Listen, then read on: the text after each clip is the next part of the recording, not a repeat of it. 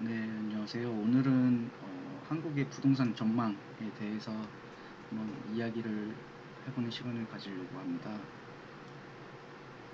네, 일단 아파트에 거주할 사람이 있어야 수요가 있어야 가격도 오르겠죠. 그래서 어, 연도별 인구수 동향을 한번 파악을 해볼 건데요. 보시면 인구가 1인 가구 기준으로 점점 늘고 있죠. 이 부분에 대해서는 상당히 긍정적으로 보여요. 그래서 큰 평수보다는 작은 평수의 인구가 작은 평수의 아파트나 오피스텔이 앞으로 전망이 좀 좋아 보이는데요. 한번 그러면 총 인구를 한번 들어가 볼게요. 총 인구로 보면 젊은 세대일수록 점점 인구가 줄고 있어요.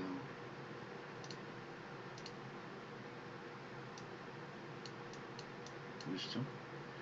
근데 일단 35세에서 80세 이상은 대부분 가구가 있으시거나 어떤 방식으로든 월세나 전세나 뭐 아파트를 안 사기로 결심을 하셨다면 월세를 사실 수도 있고 전세를 사실 수도 있죠.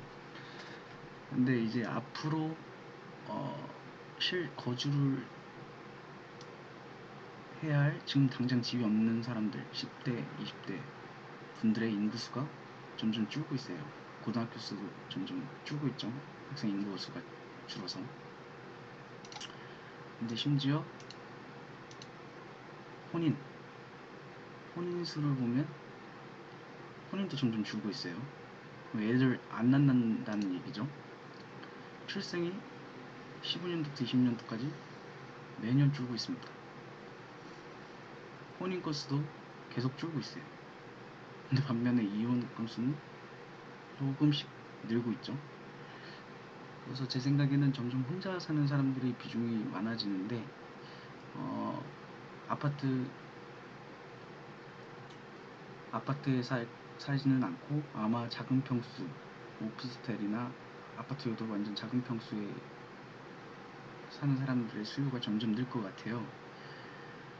그래서 그리고 또 정부에서 아파트 공급을 하고 있죠. 그래서 실제 수요는 점점 줄어드는데 아파트 공급은 늘다 보니 아파트 가격은 향후 좀 떨어지지 않을까. 제 개인적인 생각에는 2024, 5년을 기준으로 피크를 찍고 그 이후로는 줄 것 같습니다. 참고할 사항으로 일본 집값을 볼 건데요. 일본 집값이 점점 줄고 있습니다.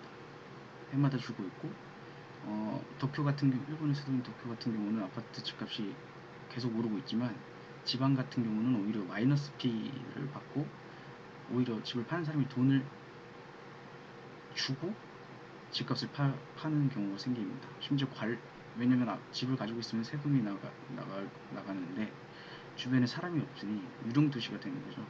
그래서 주변에 아무도 없는 허허벌판에 혼자 사는 경우도 많이 발생합니다.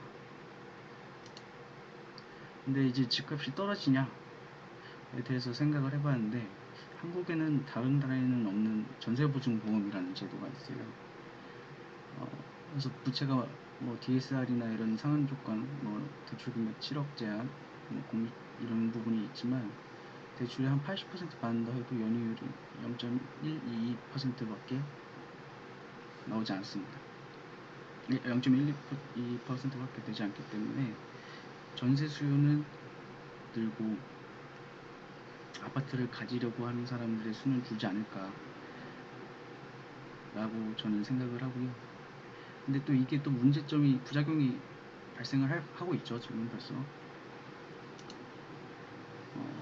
전세 가격이랑 매매 가격이 얼마 차이가 안 나다 보니까 전세가가 매매가를 역전해버리는 현상이 발생합니다. 근데 이제 집중 같은 경우는 소자본으로 갭 투자를 한 경우, 뭐 본인 자금이 한 500만원, 1000만원 정도밖에 안 들어가는데 세입자가 2억을 받아서 들어왔어요. 아파트 가격이 그럼 2억 1000만원 정도 되죠. 근데 집값이 1억 8천으로 떨어진다. 그런데 집주인이 전세금을 돌려줄 돈이 없어. 그러면 경매에 넘어가는데 경매에서 아파트 가격이 2억 1천만 원까지 나오지 못하는 거죠. 근데 이런 경우 보통 세입자가 떠안는 경우가 많습니다. 지금 벌써 이런 문제가 발생을 하고 있는데요. 이런 부분에 대해서 저는 앞으로 원룸에 대해서 수요는 늘고 있지만 아파트에 대한 가격은 조금 좋지 않을 것 같다 라고 생각이 들고요. 저도 아파트 한 채를 가지고 있지만 2024, 5년 정도 안에는 정리를 하려고 생각하고 있습니다. 아마 다른 생각이나 다른 관점을 가지고 계신 분이 있으시면 댓글로 남겨주시면 감사하겠습니다.